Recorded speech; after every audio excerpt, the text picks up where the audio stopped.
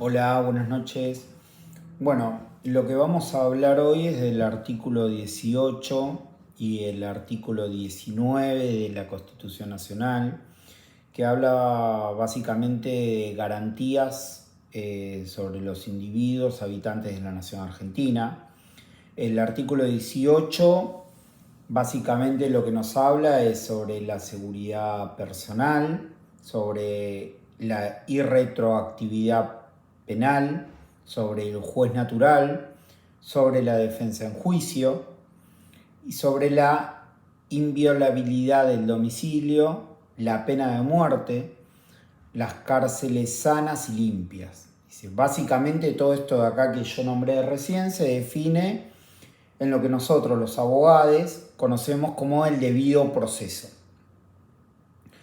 Este artículo nos habla del debido proceso, es una garantía constitucional que tiende a proteger el derecho de seguridad personal de los individuos. Está dividido en dos aspectos. Un aspecto que es procesal o de forma, que consiste en garantizar que exista formalmente un proceso cuyo desarrollo sea conforme a las leyes establecidas con anterioridad, que el juez sea competente y que el individuo pueda proceder a la defensa de su persona y de sus derechos, tanto en el orden penal como en el orden no penal. Cuando hablamos del orden penal, demostrar su inocencia, que el individuo pueda demostrar su inocencia. Cuando hablamos del orden no penal, probar su propiedad sobre una cosa, por ejemplo, esto se da en el carácter de heredero en una sucesión, o probar su paternidad en el orden del derecho de familia. Y tenemos un aspecto que es más sustancial, materias o de fondo, que se relaciona con la justicia o con la razonabilidad que deben tener los actos de los funcionarios. Una parte, yo les voy a ir comentando un poco las partes que sobresalen, digamos, de este artículo en un breve análisis. Penados sin juicio previo. Acá lo que encontramos son principios de inocencia y de legalidad procesal, que significan básicamente que para llegar a aplicarle una pena a una persona, se debe llevar a cabo previamente un juicio. Después tenemos fundado en ley anterior al hecho de un proceso, se refiere a una ley que esté vigente antes de que se cometa el delito. Esto tiene que ver en materia penal con algo que es que la ley anterior es irretroactividad de la ley penal. Por lo tanto, si una ley crea un delito o le da más pena a uno ya existente, no podrá aplicarse a conductas anteriores a la promulgación de esa ley, salvo que esta ley sirva para beneficiar al individuo que está siendo sometido a juicio, ¿no? Por ejemplo, si hoy sale una ley que prohíbe jugar al fútbol en las plazas, no pueden aplicarle una pena a aquellos que hayan jugado al fútbol en las plazas antes de que salga esa ley, ya que no se les puede reprochar algo que en el momento en que lo hicieron no estaba mal. O por ejemplo, una persona que está condenada a 10 años de cárcel por homicidio y durante esa condena sale una ley que dice que ya no es delito matar o que disminuye a 5 años lejos de 10, se le va a aplicar la ley aunque sea posterior al hecho porque lo beneficia a la persona que ya fue juzgada. Bueno, ahora me fijo. Ni juzgado por comisiones especiales. ¿Esto qué quiere decir? Que son órganos creados en forma temporal para que juzguen a personas determinadas por conductas ocurridas antes de dicha creación. Esto viola el principio del juez natural porque se está eligiendo un juez para que juzgue a una persona determinada.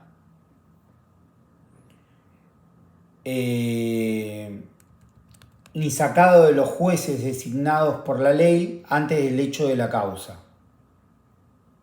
Esto significa que los jueces están asignados previamente por ley. ¿Esto qué quiere decir? Por lugar, eso se conoce como jurisdicción, y por materia, eso ahí es lo que se conoce como competencia.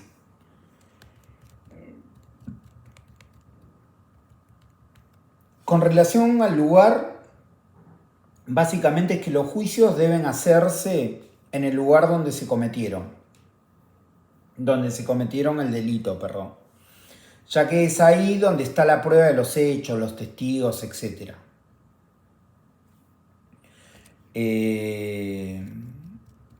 Nadie puede ser obligado a declarar contra sí mismo. Este principio le permite al imputado de un delito no declarar si no quiere hacerlo ante la policía o el juez.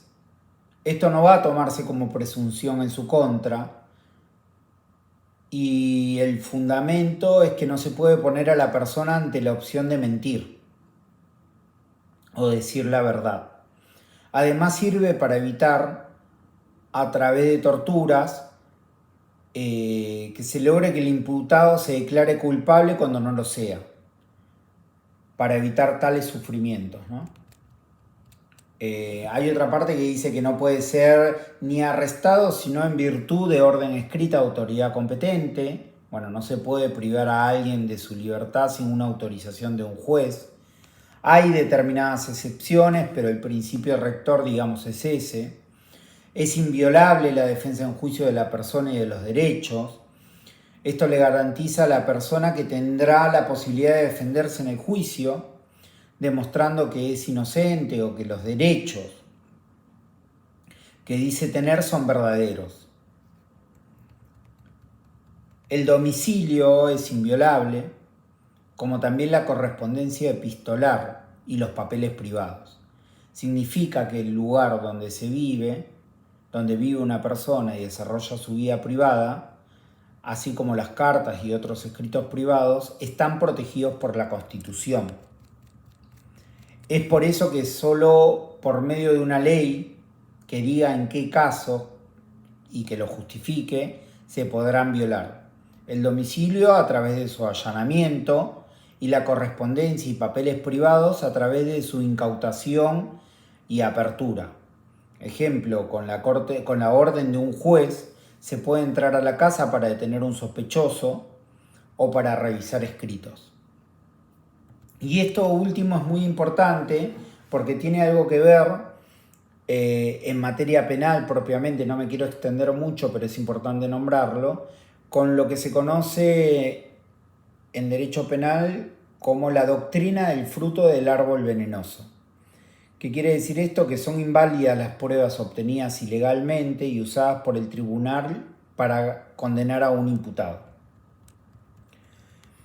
Quedan abolidos para siempre la pena de muerte por causas políticas, toda especie de tormento y los azotes. La pena de muerte es aquella que priva de la vida a aquel que realizó determinado delito, para el cual se aplicaba dicha sanción de muerte. En cuanto a pena de muerte, por causas políticas hubo muchísimos fusilamientos en la época de unitarios y federales. Actualmente eso no sucede, ¿no? Y bueno, las torturas físicas tienen que ver relacionado a que por el sometimiento de torturas físicas propiamente se le obligue a una persona a que se declare culpable sobre un determinado delito. Obviamente eso también está prohibido. Después habla sobre el tema de las cárceles como un fin resocializador de la persona que es detenida y como una seguridad para el resto de la población. Bueno, nada, es todo muy discutible, digamos, esto que nosotros estamos hablando, ¿no?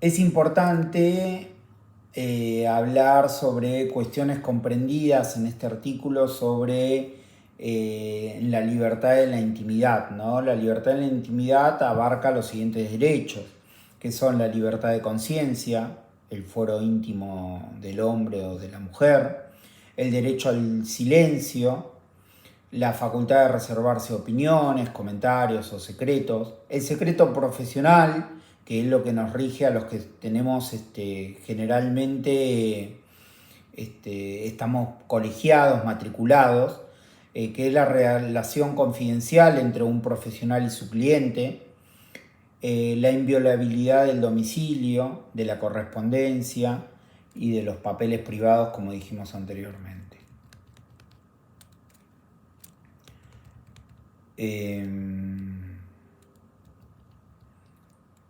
Bueno, después vamos a ver fallos. Yo les voy a pasar un pequeño compendio sobre fallos que hacen a la penalización de consumo de drogas y derecho a la privacidad.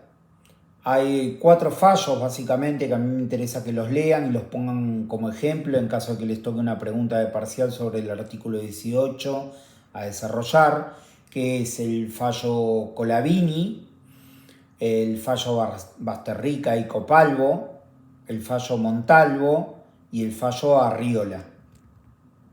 Yo, como les dije anteriormente, se los voy a estar pasando, ¿no? Así que en ese sentido no se hagan problema, que no se les va a preguntar algo que no se haya dado, aunque sea, o que no esté en el libro, pero que se haya explicado en clase. Sobre el tema de la privacidad también, una de las cosas que ve el artículo 18 de la Constitución, yo lo había comentado en una de las primeras clases, habla sobre el tema de la libertad de conciencia. Hay un fallo, que es el fallo Menonitas en La Pampa, que data del año 1998, y que habla sobre la libertad de conciencia y el deber de educar. Los menonitas son una relación cristiana de origen alemán, que estaban establecidos en la provincia de La Pampa desde hace varios años. Ellos no quieren tener contactos con otras culturas. Para preservarla de ellos hablan alemán antiguo, trabajan la tierra, no usan luz, ni gas, ni autos, etc. y estudian únicamente la Biblia. Pero la provincia debe cumplir con la enseñanza obligatoria y la incorporación del idioma nacional, armonizándolos con la libertad de conciencia y el culto de los menonitas, se llegó a una solución de que se les enseñaría castellano, pero únicamente dentro de su comunidad.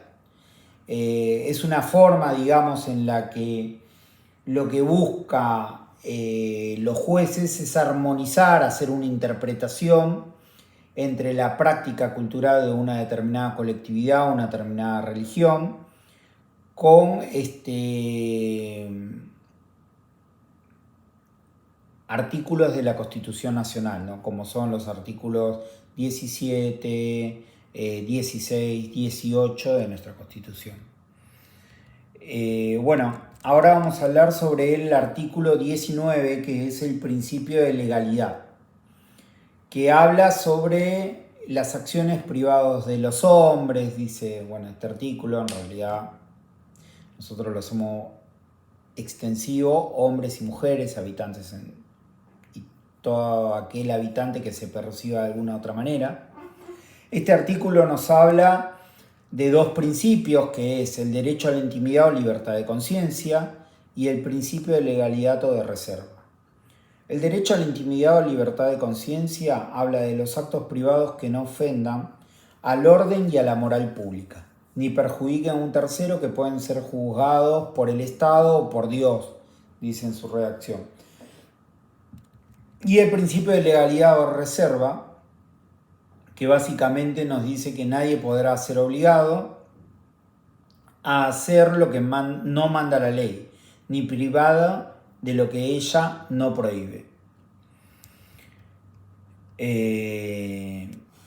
Estos 2 principios, digamos, habría que entenderlos desde el punto de vista en que tanto el hombre como la mujer no se encuentran solos, sino que viven en compañía de otros hombres y de otras mujeres, formando una sociedad. Esto hace que debe ceder parte de su libertad para lograr la convivencia en una forma organizada. Y lo logra al trazar límites. El orden y la moral pública y los derechos de terceros vendrían a ser esos límites. El derecho a la intimidad es aquel que tiene una persona de disponer de una esfera o espacio privado sin que el Estado o los particulares se entrometan. Se protege de esta manera un espacio de autonomía individual, integrado por sentimientos, creencias religiosas, familia, hábitos y costumbres, etc. De todos modos, esta esfera íntima no va a ser para todos iguales. Para las personas públicas, los políticos, los artistas, etc., es más reducida. Este derecho a la intimidad choca bastante con el derecho a la información. Informarse e informar. Y lo que nos tenemos que preguntar en este punto es, ¿dónde termina el derecho del informante y empieza la violación de la privacidad de una persona?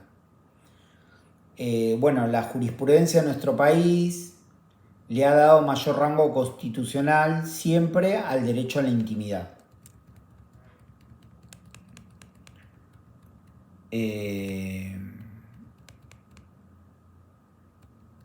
Básicamente eso es lo que vamos a estar viendo. Yo les voy a estar pasando, más que nada, a mí lo que me interesaría es que ustedes lean ambos artículos, si los pueden leer de la Constitución comentada mejor, y yo les voy a estar pasando el convenio sobre estos 4 fallos, para que ustedes los tengan bien aprendidos y me los pongan de ejemplo el día del parcial. Con esto ya estamos terminando. Yo traté de hacer la última clase, por lo menos antes del parcial, lo más breve posible. Les vuelvo a remarcar, por favor que le peguen una leída a estos artículos, al análisis de estos artículos, a los fallos que les voy a estar pasando, que se preparen para defender su nota, y que vayan tranquilos. Y aquella persona que no se siente lo suficientemente segura para rendir en esta instancia, la convoco a que no se frustre. Está la instancia de recuperatorio, que ya dijimos que va a ser en la instancia final. Así que la idea es seguir avanzando con los temas, seguir reflexionando, principalmente en la clase de los días miércoles, y que surja el debate. Que surja algo que podamos construir entre todos y todas, y les quede algo, digamos, de la cursada en esta materia, ¿no?